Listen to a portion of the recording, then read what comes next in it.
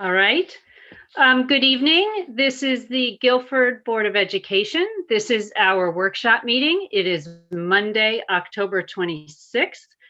Thank you for joining us. Before we get started, I do want to ask the board if we could please add an item to our agenda, which would be a COVID-19 update. Is there a motion to add that item to our agenda this evening? So moved. Dr. Hirsch, Mr. Sands first, Dr. Hirsch is second. Any comments, questions? All in favor? Aye. Aye. Any against? Okay, so that's terrific. Why don't we first go then, I'm sorry, so I'm gonna make that item number 4 on our agenda, which will then push down 4 and 5 that exist. So the first item on our agenda tonight is to act on a 1-year extension of the Guilford Association of Educational Support Services and United Public Service Union Employees Union contract. This is the para-clerical contract.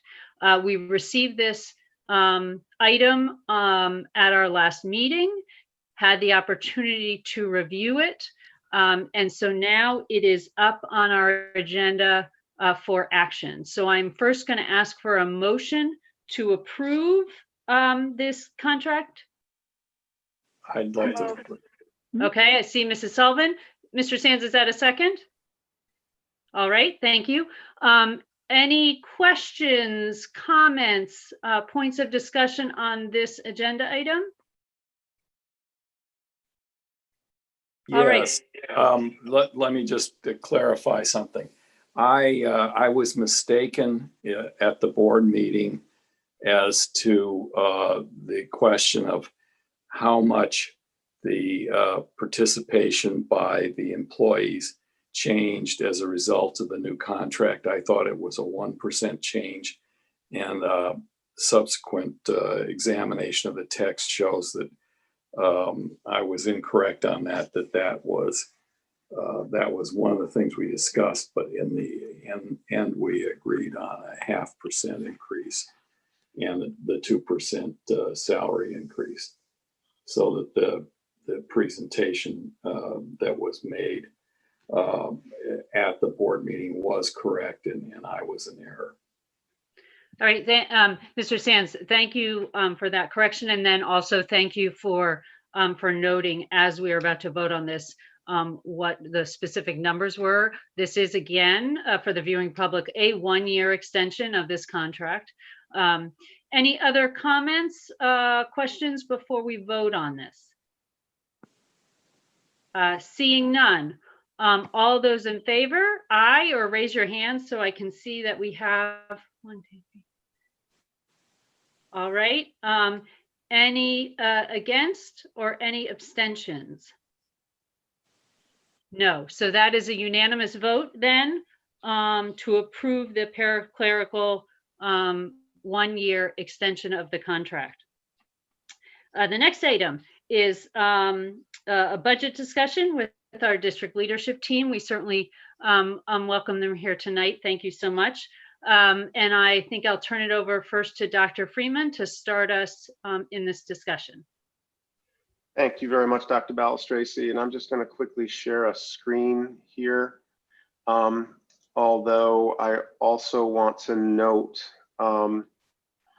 that, well, I'll just start by sharing the screen. So this is the time of year that we begin in earnest our budget work and our budget build here in the district. We began that work last week with the first public hearing on the budget. Just to reiterate, we had a relatively small turnout. We heard a relatively few comments, but the comments that we did hear last week from the public were requests that we continue the Artist in Residence program.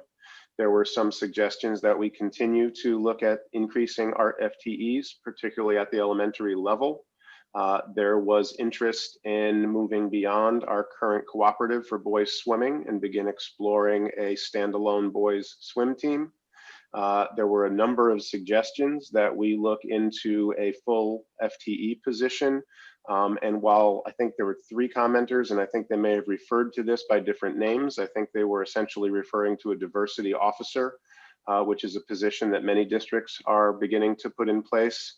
And there were comments that we need to be looking at student mental health, and that we should be looking at our mental health FTEs across the staffing plan.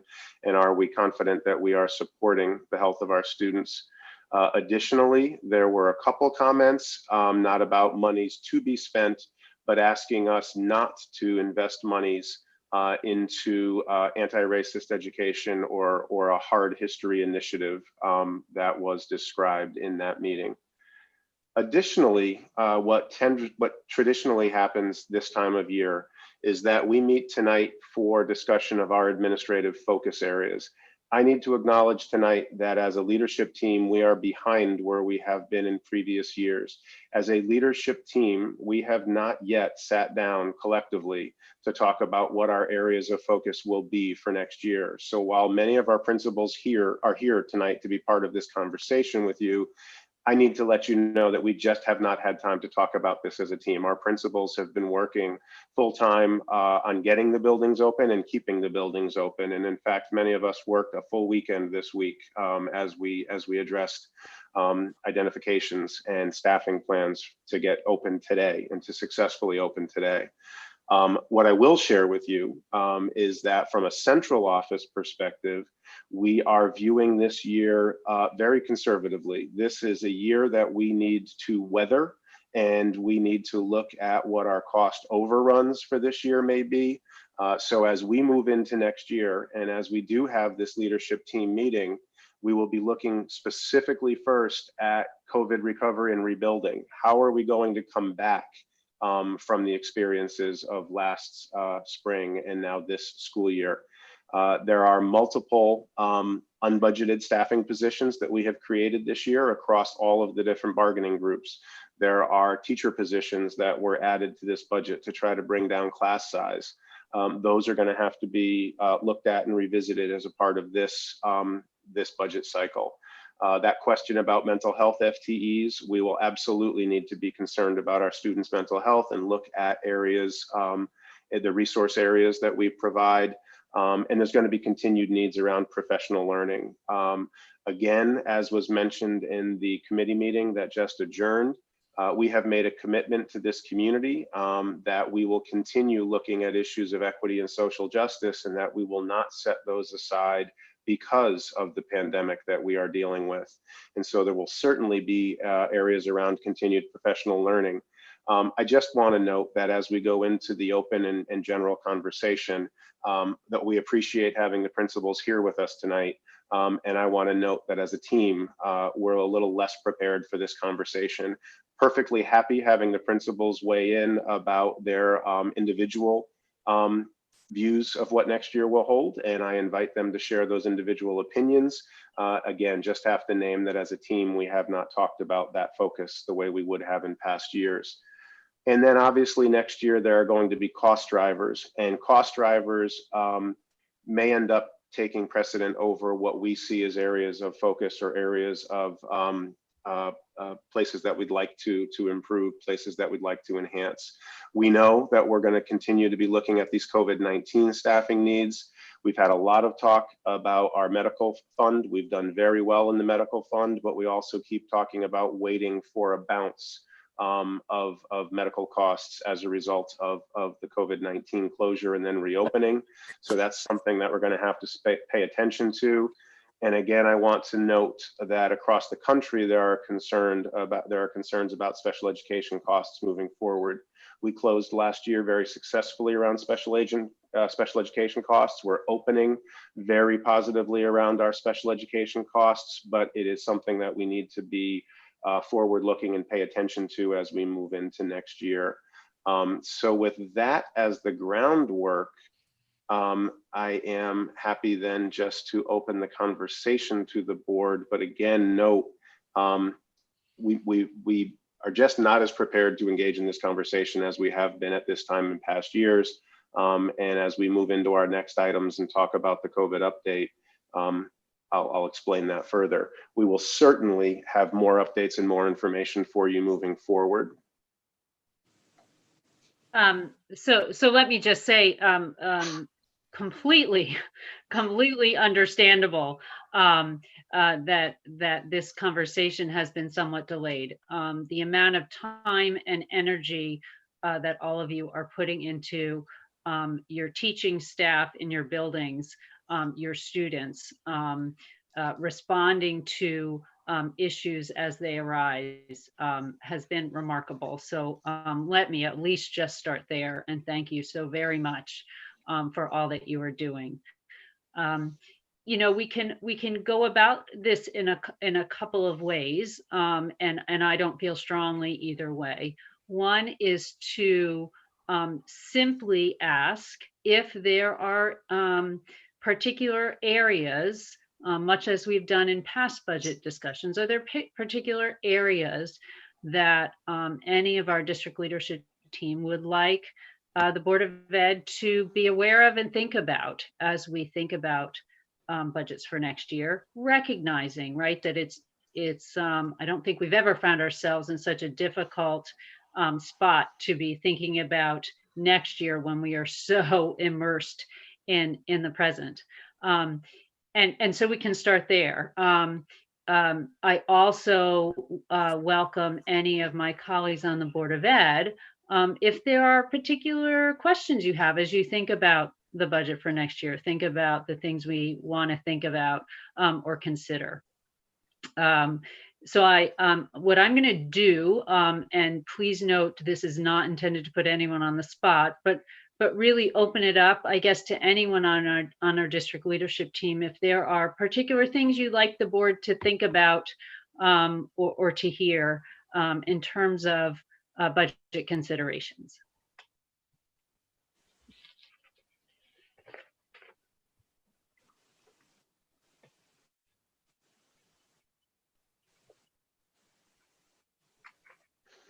All right. Jason, go ahead. Katie, can I just ask a question? Sure. One of the things that was unusual about this year, and it obviously relates to the problem we're having with COVID, is that the enrollment patterns are much different than we've seen in the past. And particularly the kindergarten enrollments were smaller than we had anticipated. And the question is there any way for us to judge just what's going to happen next year? I mean, a lot of parents, anecdotally, I'm hearing that parents who had kids that they could have sent, but maybe they'll hold back, that most of those parents held them back and didn't enroll them in kindergarten this year. Are we going to end up with, some sort of a wave crashing over us in the kindergarten area? No, there is no good measure to determine how many students are out there anticipating enrolling in kindergarten in the future year. I do think we'll see a bit of an uptick, Mr. Sands. I don't think that it's going to be unmanageable. We had budgeted for 12 kindergarten sections this year. We filled 11. There have been other years where we have filled 13 or 14. So I think we could anticipate that we might have another year of 13 or 14, but I don't think we're going to see 24. So I do think there may be some depression this year. There may be some uptick next year, but I think that it will be manageable in the large scheme of things. Okay. We've looked back at birth rates. We've looked at birth rates, but even those are hard to collect. So it's difficult without doing another demographic study, which we have been talking about completing. Mr. Scanziano, were you going to say something? I want to give you the opportunity. I did just want to bring to the board's attention a new regulation that was set forth by the Connecticut State Department of Education in response to a federal lawsuit, essentially, that changes our date of exit for students. In special education, previously, we were required to keep students up to the end of the school year following their 21st birthday.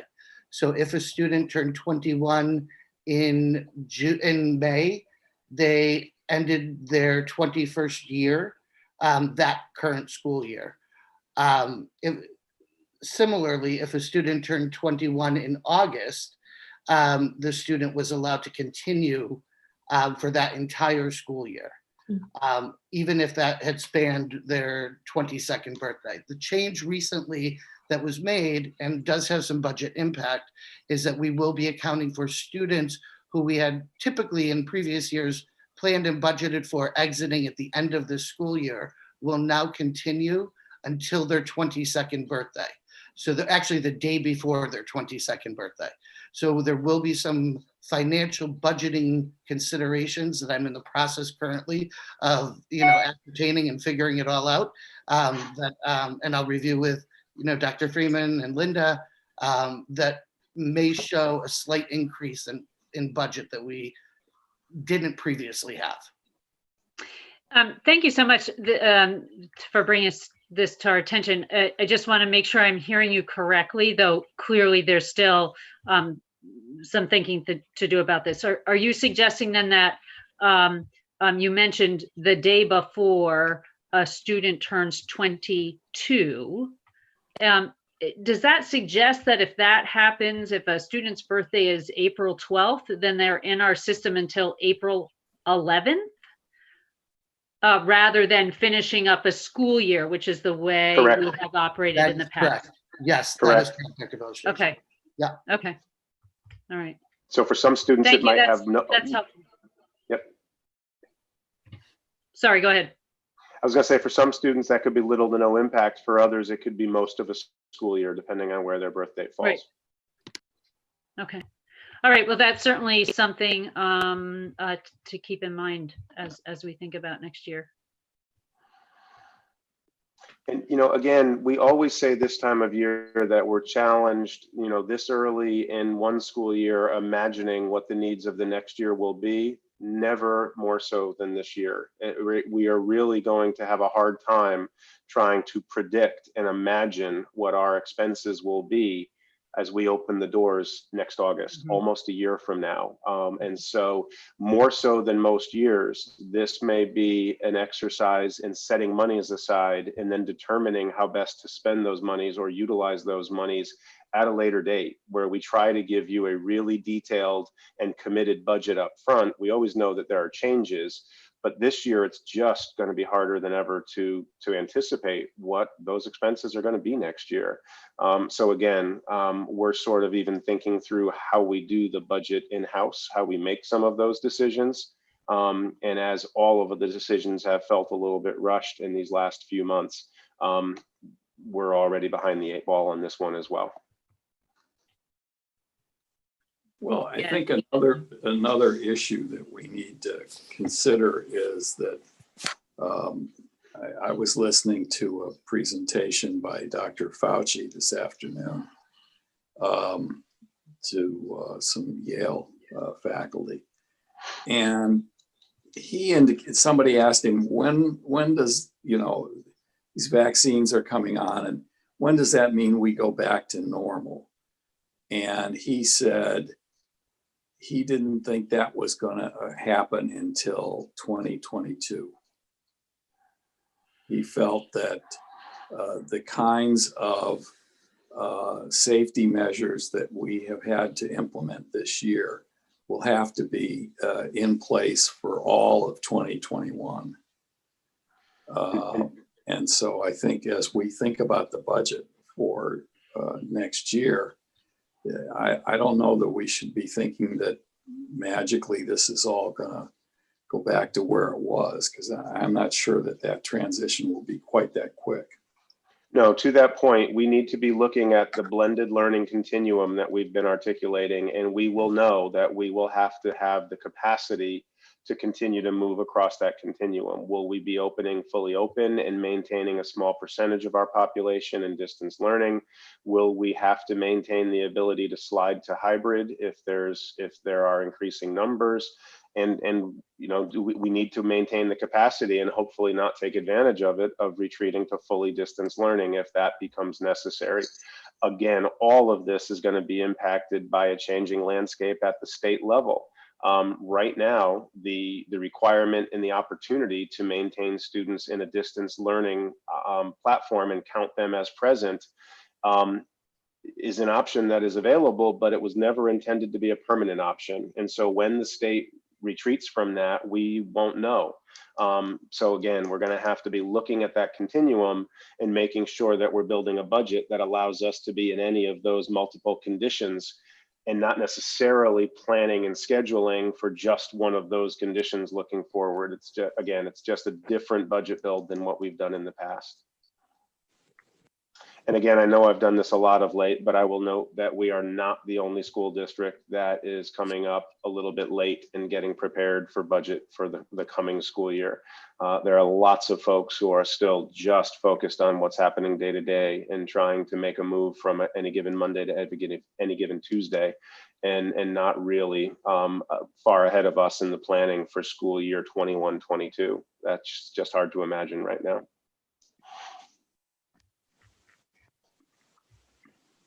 We will be done. We will be ready. If I could, I'll just, I'll add a little Yeah. bit. I'll break the ice just a bit. So I agree, just the challenge of the unknown, not knowing what we're planning for, I guess, is a bit of a challenge.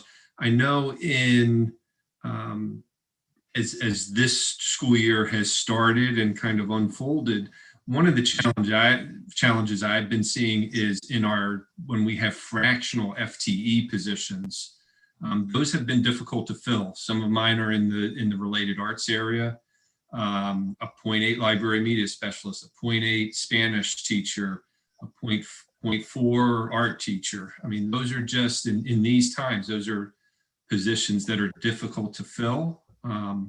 And so I think that in looking at staffing and rebalancing FTEs, that might be an area where I have some discussion with Dr. Freeman and Dr. Crystal and Mr. Bowden. So trying to figure out how to reliably staff those positions with exemplary teachers, I think is more and more of a challenge these days. So it's a good point.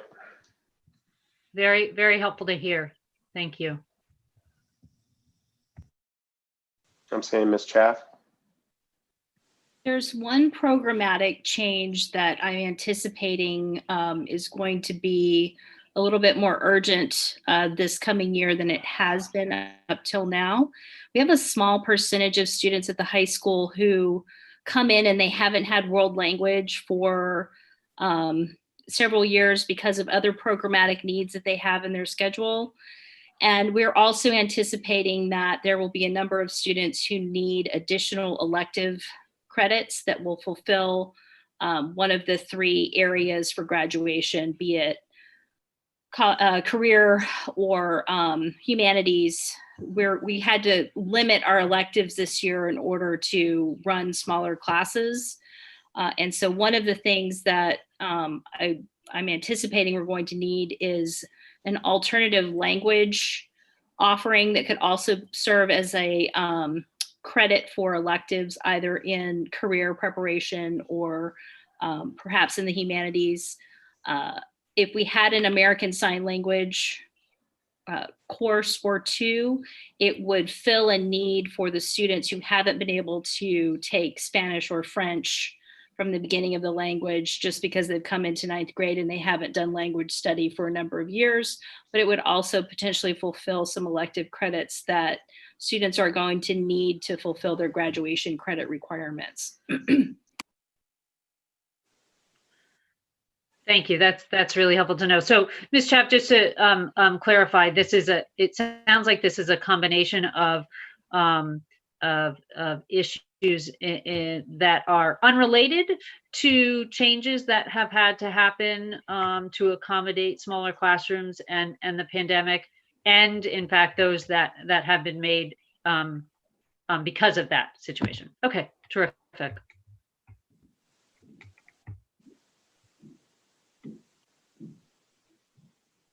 Other thoughts, other comments?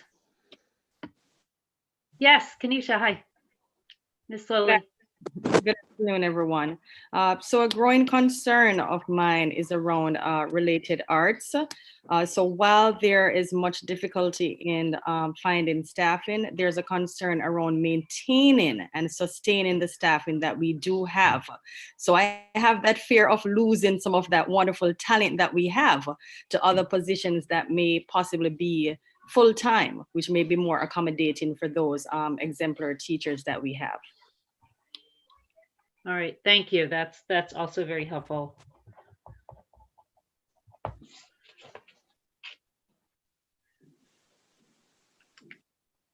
Others? Go ahead, Moira.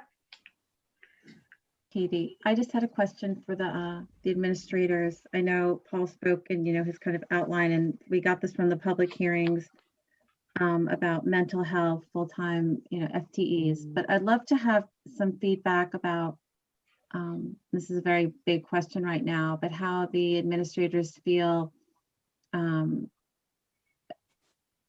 they adequately resourced right now and possibly going forward to support our students through a global pandemic and the stress and anxiety that presents, as well as, hybrid learning.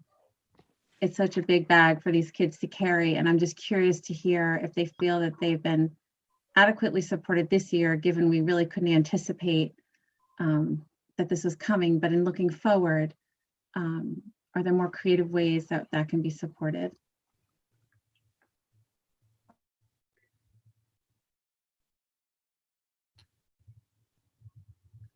Mrs. Rader, I can touch a little bit upon that. I actually have a meeting scheduled on Friday with Mrs. Schaff at the high school to examine caseloads and student enrollment in counseling, both IEP, 504, and crisis. I've asked my special education coordinator to begin collecting that data and bring that information to our meeting on Friday. We were supposed to meet this past Friday, but we rescheduled to this coming Friday. So it was great to hear the support from the community prior to our meeting, which is wonderful. We do feel as though at the high school, there may be, depending on caseload and crisis, a possible need for additional support, mental health support at the high school level. We currently carry 5 social work positions, 4 social work positions, 1 at each elementary school.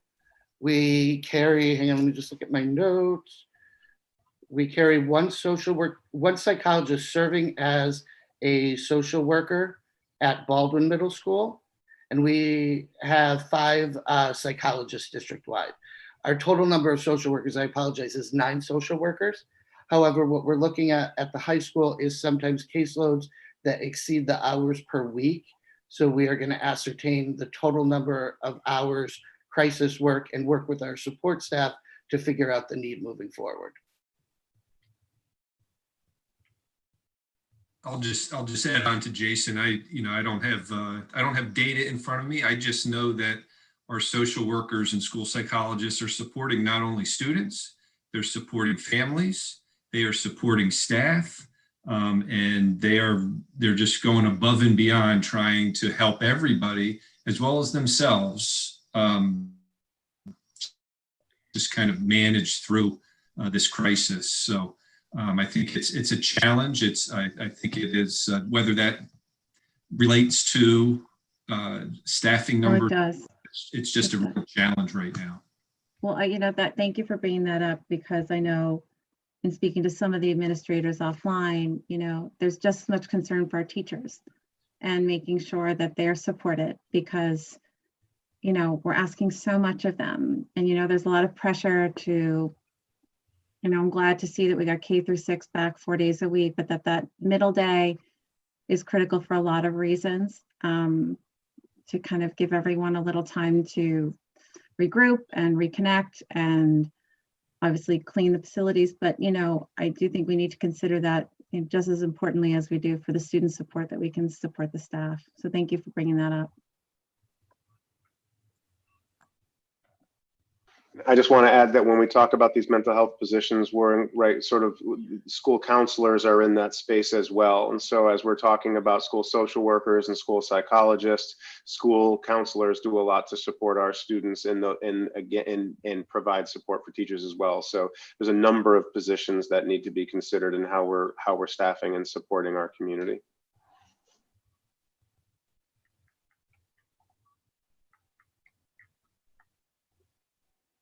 Other comments? Either from board members or administrators?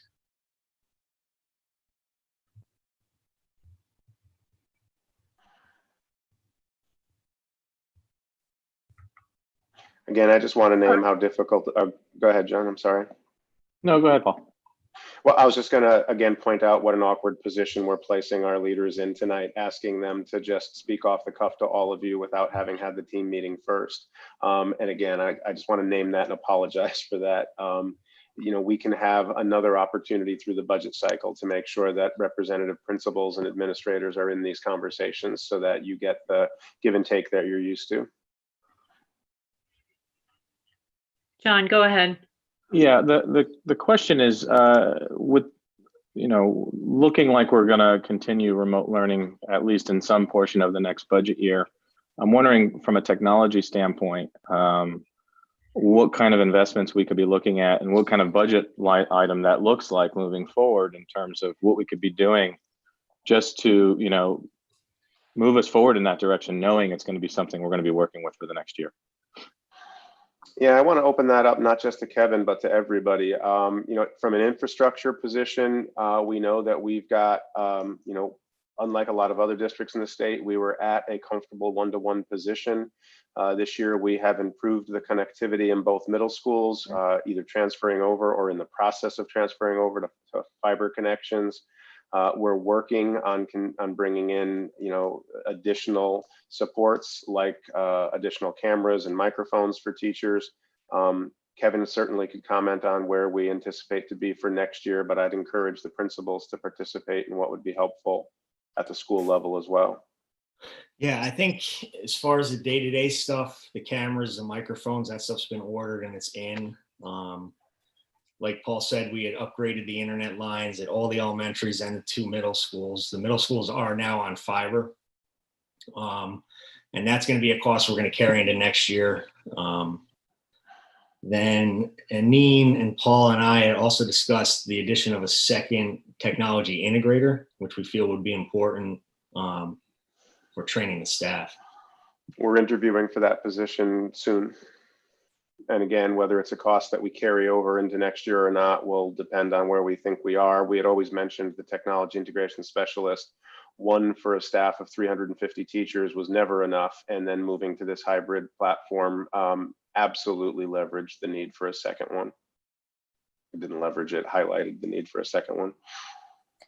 So I have just been talking a little bit too about some of our primary learners and thinking about what's the best way to go for devices for them if it continues to be a big role in technology and using that, whether it's updated iPads or different kind of tablet, or whether we want to move fully Chromebook. But you know, they're doing well with what they have now, but if it was another year of it, that the primary kids might need something different to keep them going. And to add to that, I mean, I don't know in terms of personnel, but I do know that our tech person, building tech person, is busy all day and she still can't get to everything. It's really difficult for her to be supporting parents at home, supporting their kids, troubleshooting networking issues. She goes nonstop and we're still trying to pick up where she left off the next day. So that's been difficult. Another thing that I think I uniquely have had the honor of dealing with is trying to find substitutes when we have a lot of people out. And currently we do have a lot at Lakes. And I know a lot of the other districts have increased sub pay quite a bit. I know Old Saybrook just went up to $135 a day, and I think East Lyme is up to $200 a day, but it's very difficult to get subs to come into the building. We have about 1 or 2 subs that are coming in at this point and committing to coming in. So I don't know if that's something that would help to get more people available when we're trying to fill as people are quarantined. Thank you. This is all really, really helpful. One more on the technology part. In terms of platforms, are there any platforms that have proven to be, worth looking into on a district level that, maybe we're seeing across the country that are working better than others that, might be an investment by Guilford to be making specifically for remote learning? Yeah, I was going to bring that up. We bought several software packages to use with the blended learning and the distance learning this year, and we're going to evaluate those over the year, but we're definitely going to take a look and see if some of those are stuff we want to keep. We know that when we offer something to the staff, it's really hard to pull it back, especially if they find a lot of value in that. So we have a committee together that'll discuss, the pluses and minuses of each package and figure out where we're going to move forward with that. But I anticipate there will be something that we've discovered during this time period that we're going to carry forward. Kevin, a quick question with regard to technology as well. Have you guys, or has the district looked into any specialized technology for our kindergarten through 4th graders? Like, what's the trend for distance learning for that group? Because I've been getting a lot of concerns regarding that age group if we go full remote again, and keeping them engaged. What is there something out there that you guys are looking into, or something we could bring to the table, or maybe some of the administrators have some ideas for that age group? Yeah, I think the tech integrators are going to be where that's going to be solved. We do add, a couple little fancy things, but we don't want to complicate the process for all the teachers and staff either, and the other people at the other end. We found our user base has grown big time during COVID. We've gone from, all our students to the parents, and now we've got grandparents in. So that's been a big focus.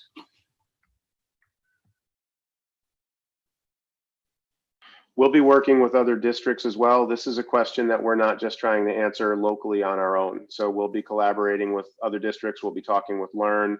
And I believe that the curriculum office at SDE has been trying to answer that question as well. So we'll be trying to rely on some help from others. We won't be trying to answer that independent of what's happening around us. There isn't a silver bullet type software out there that really brings that true life classroom feel to it. But again, that's one of the reasons that you see so many districts around the state where middle and or high school are still hybrid, but they've got those younger grades in, and it's because of the demands that instruction sort of carries at that younger grade level are harder to replicate through a distance technology. They just still are.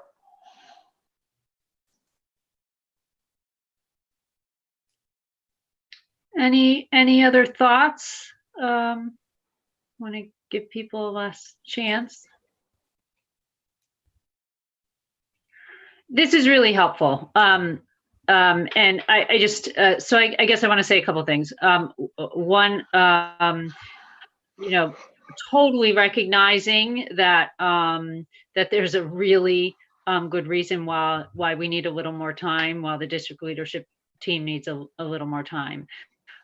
Please let us know if we want to do this another time, or if simply because you are all extraordinarily busy, you want to do this with Dr. Freeman, who will then have this conversation with us at a future date. Clearly, what we're hearing tonight is not just thoughts about next year, but present realities and present budget concerns, or they translate into budget concerns, present needs, right? Present considerations, present needs. We are here really wanting to support you. We are recognizing the extraordinary circumstances and the extraordinary work you're doing. We have a board member that attends Board of Finance meetings with Mrs. Trudeau every month. Not because Mrs. Trudeau doesn't actually know all the answers, because she does, But in addition, I have told the Board of Finance that I will also be attending those meetings as a chair. We are trying to keep them informed about where they are. But what that means is we as a Board of Education need to know your needs so that we can support you in the present, not just in thinking about next year. So with that said, I will say thank you so much to all of our district leadership team for being here. You're absolutely welcome to stay. I believe we have one more agenda item for the public meeting, which is COVID-19 update, and then we do have an executive session. But I also invite you to leave and get a little time because I know quite how busy, I can only imagine how busy you are. All right. The next item on the agenda is a COVID-19 update. So Dr. Freeman, I'm going to turn it back over to you. Thank you, Dr. Balistraci. So, we are I think we're into our second or third week of being fully open at the elementary levels with students coming in for full days, elementary and middle level, K through 6. We've got students who are coming in for 4 full days a week and remaining on distance learning on Wednesdays. In addition to that, we are beginning to see increasing numbers across the state of Connecticut. I believe today that Connecticut is up to about 3% of positivity rate across the state. And we are now beginning to see increasing numbers of cases locally here in Guilford. At this moment, we have one case at the high school that led to a small number of students who were quarantined. We have 2 classes at Lakes that are both fully quarantined. And you heard Ms. Ryan mention that we have in the ballpark of 10 or 11 staff members at Lakes who were impacted by those positive cases. And because of close contact to those students who were identified as positive, we have a significant number of staff members who are either working remotely from home or not working because they've been quarantined. And then we have 1 classroom at Jones that is in the same condition. Additionally, over the last week, we had announced a second positive case at the high school. That turned out to be a false positive, and we have corrected that. And then this weekend, which just became a really unusual weekend, one of the cases at Lakes that I just tallied as a positive case, we had in fact identified on Sunday as a presumed positive, and it turned out that it was in fact a positive. And so all the decisions to quarantine that class bore out. On the other hand, we also announced a presumed positive at Baldwin, and we had quarantined a class at Baldwin today, including a number of staff members. That presumed positive, in fact, came back around 3 a.m. this morning as a negative case.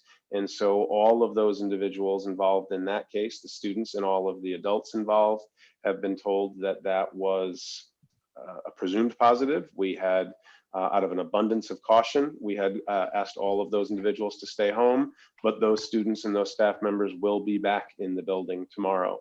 I do want to note that while the number of cases being identified in Guilford continue to increase, we have yet to see an identified transfer within a school building.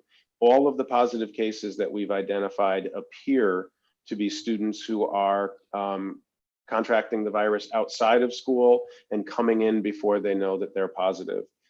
It appears that all of the protocols and systems that we have in place are in fact working. And for as stressful and frustrating as it is to get the communications to go out and for the community to hear that there's a second case in one of our elementary schools, the good way to look at that is that the systems are working. When that classroom of students quarantines, the teacher is able to continue instruction through the distance platform.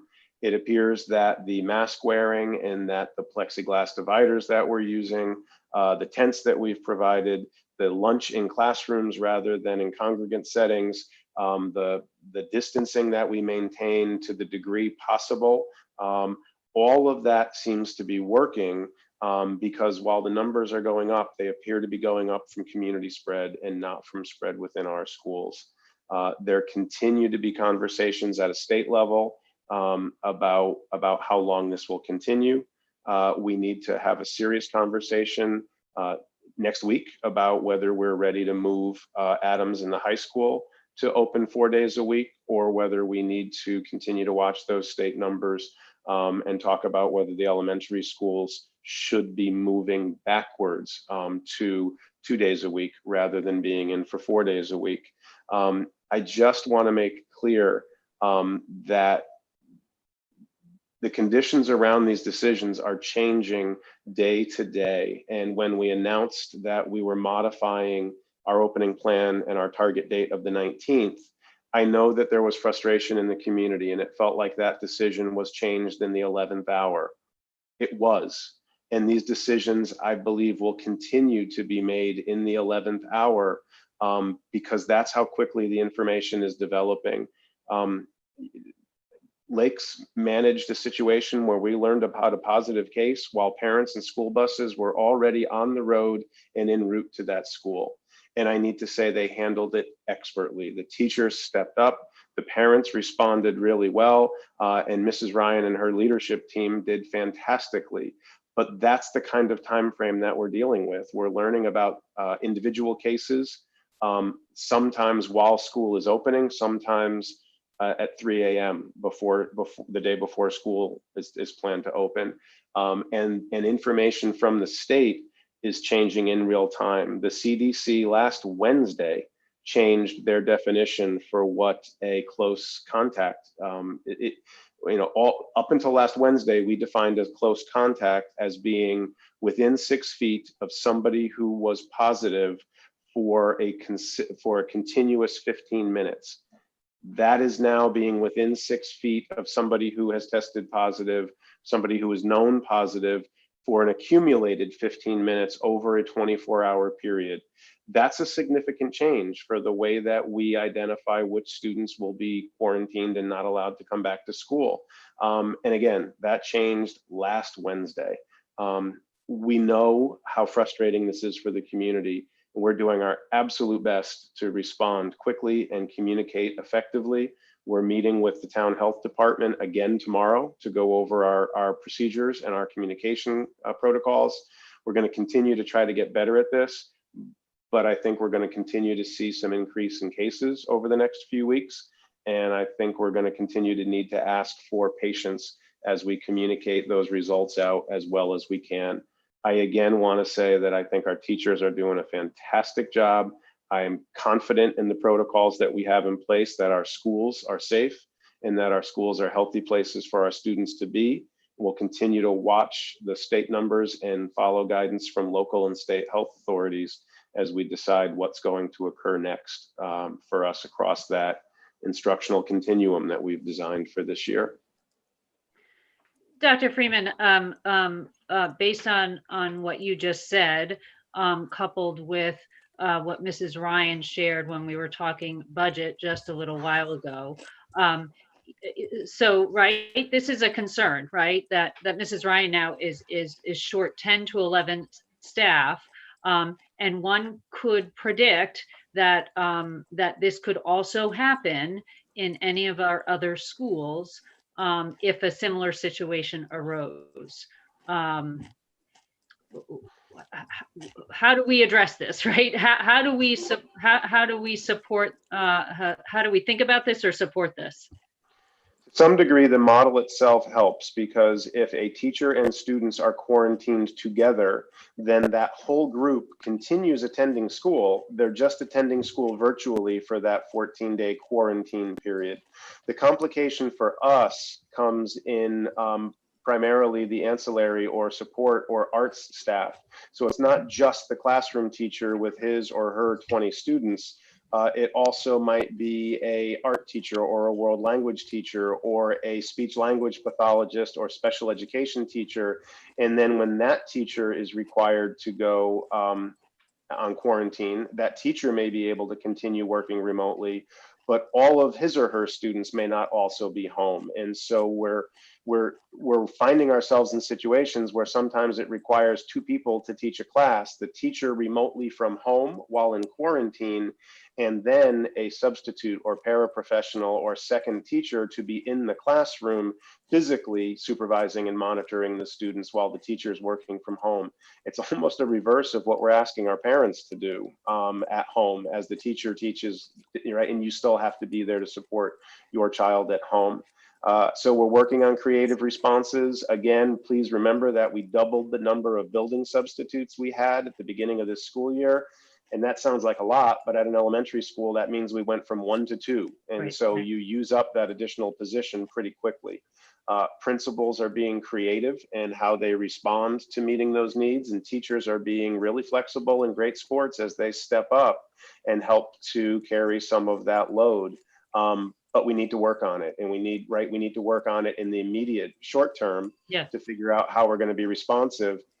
This needs to be said. There will be a tipping point where at some point we will end up needing to place a whole school on distance learning, not because of the exposure or the close contact level that's been reached, but because we will be coming up short with enough staff members to be able to open that building. And we will have some schools that go to complete distance as a school because we're now running short of staff members. And again, just to be fair, that happened 7 or 8 years ago with a norovirus case that we were dealing with, right? That's happened before, where we've had some kind of sort of hotspot and needed to. Now, generally when that happens, we've closed a school or closed the whole district and counted it as a snow day. In this case, hopefully we'll have the ability to shift to distance learning and support that, but it is likely to occur, more likely to occur than not occur before this winter is over. Can I jump in and make a comment as well? Absolutely.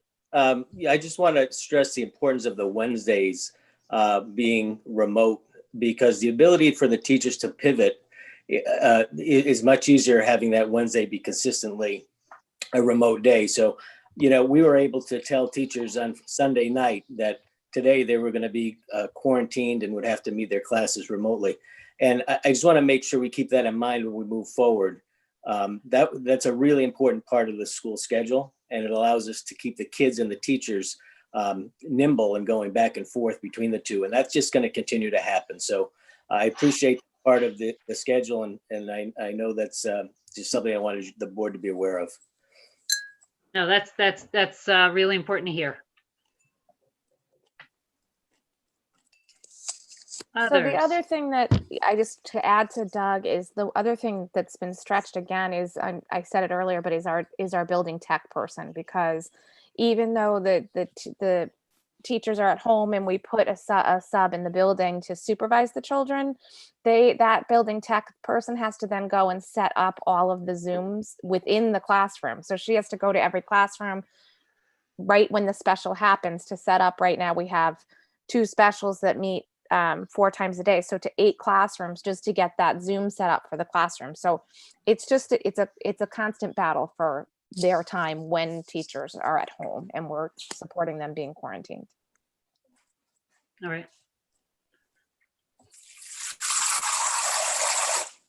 Other questions, comments, or questions from the board around COVID-19 numbers or responses or procedures?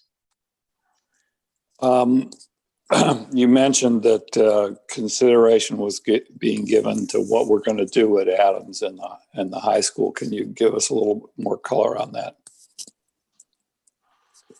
We're still continuing to await some material that needs to be delivered that will help us to keep students a little more separated during the lunch waves at the high school. The local health department continues to have concerns simply about the numbers of students that will be on site in those 2 buildings. Because we do not have the ability to strictly cohort in the way that we do grades K through 6, the ability to isolate a group of 20 that requires quarantining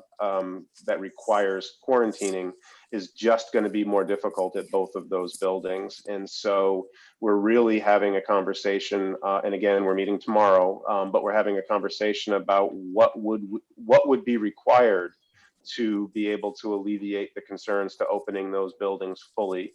And then that is being paired with the numbers locally in Connecticut moving in just the wrong direction right now. And so I don't know if I can be much more specific than that, but it comes down to the basic design. I think I mentioned last time that we had this conversation.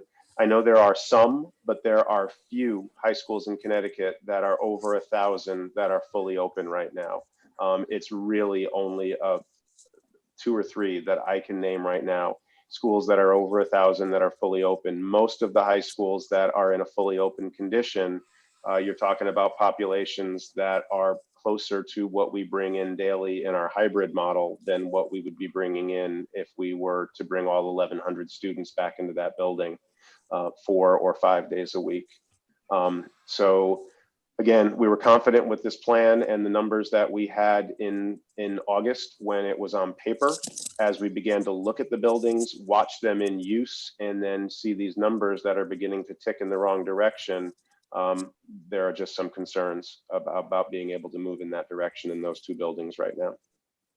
Is it likely that we would, that you would move Adams before the high school? Yes, it would be. Adams, again, has a more controlled lunch wave, and Adams will be exposing students to 100 to 160 students rather than the full body. So yes, there is a likelihood that we could creep Adams forward and still maintain the high school in this condition. That's a possibility. Okay. Amy, go ahead. Ms. Chapp, I just had a question about the high school. I've just been trying to brainstorm ideas, with lunch, because that seems to be one of the issues. I know that students or some students can leave when they have study halls. Is that just upperclassmen? Yes, right now it's mostly seniors who are doing it, taking advantage of it the most, but we have a number of juniors who can drive as well. So with parent permission, they can leave and return to campus. The sophomores and freshmen, however, often don't have transportation, but we do from time to time have parents come and pick them up if they're available to do so for, during a study hall. Not typically during lunches, only because they're 30 minutes in length. And if they have a class that period, it's hard to get out and back, in that small window of time. But if they have a study hall during that period, we do have a few parents who do come and pick up students who are 9th and 10th graders during the study hall periods and then bring them back for the classes. Thank you. I know it sounds kind of depressing, but I was thinking kids could, if they have their own car, they could go sit in their car and eat lunch, right?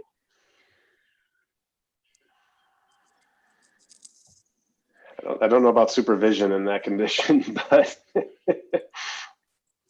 And Dr. Freeman, you did mention that there are concerns beyond the lunch, so I don't want to lose sight of that. But I think one of the things you just mentioned, getting some equipment that will provide some kind of protection.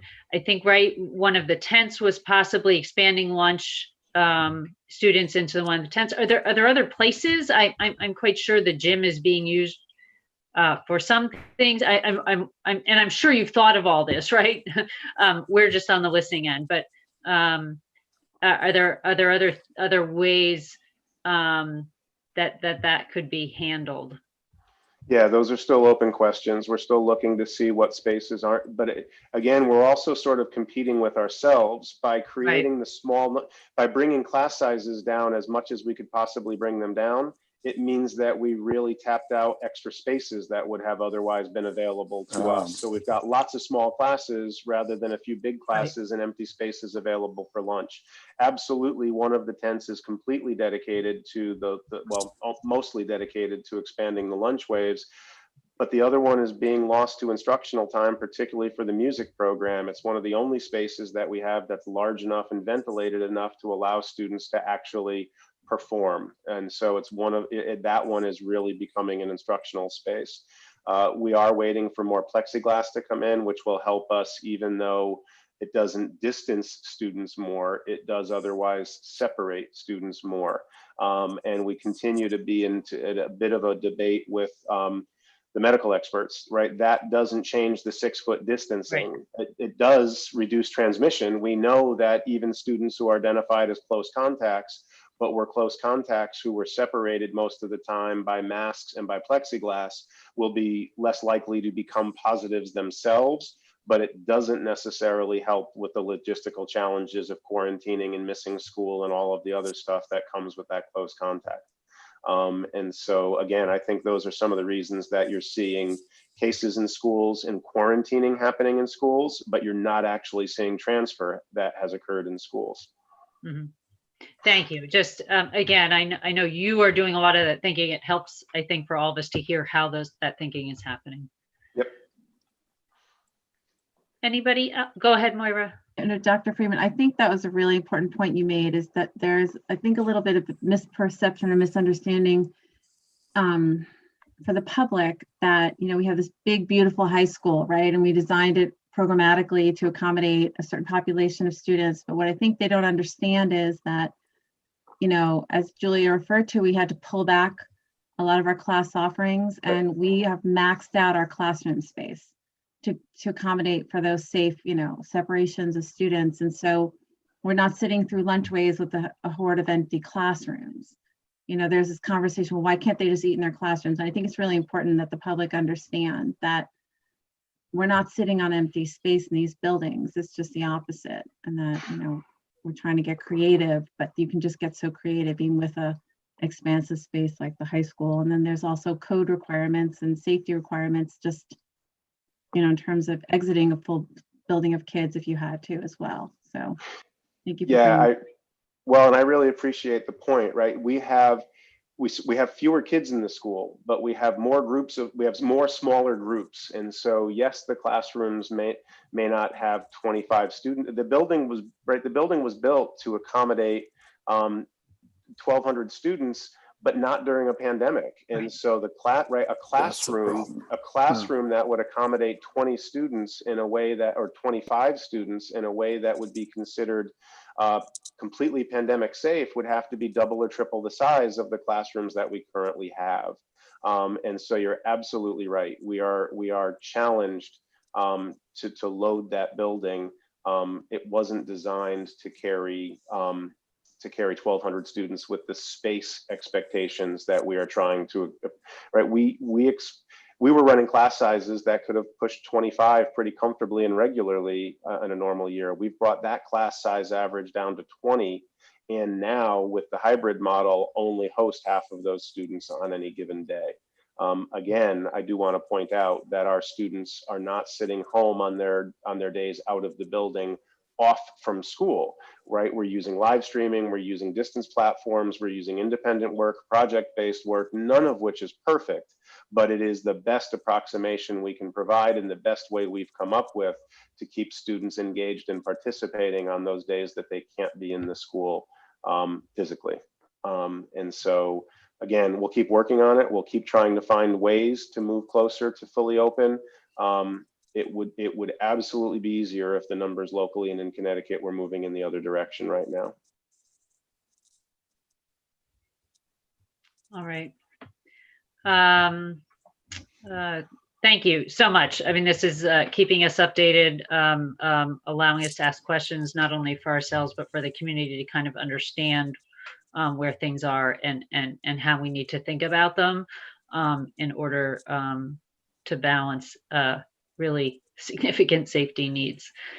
Anything else on this topic? I again want to thank all the principals who hung around for this conversation as well as the budget conversation. It's good to have you guys here tonight. I'm sure you needed another night out. Yeah, thank you. Definitely to everyone being here. The last item on the board agenda tonight is an executive session on personnel. So we're going to be exiting, actually, I'm going to get guidance from Kevin exactly how we're going to be doing this, but we're going to thank the district leadership for being with us tonight. We are going to thank the public for being with us tonight. In an executive session, the live stream will stop, and it will be just the board and Dr. Freeman. There will be no votes following this meeting. There will simply be an adjournment. So I am going to ask for a motion to go into executive session, or perhaps I'm going to, okay, go ahead, John. First, Mr. Sand second. Dr. Freeman, do I need to wait for everyone to adjourn before we finalize that, or? No, we just need to ask all of our administrators who are part of this meeting to please log out. You guys have to go off and do something on your own right now. You can't stay with us any longer. Thank you for being with us. Thank you. Thank you. And then we're going to need to ask Mr. Mitchell to end the live stream. And again, I just want to reiterate, as you already mentioned, that no other actions will be taken tonight other than to adjourn the meeting in public. And then I am going to ask, I'm so sorry, Dr. Freeman, I totally didn't mean to interrupt you. I am going to ask for a vote on the motion and the second to go into executive session while the meeting is still.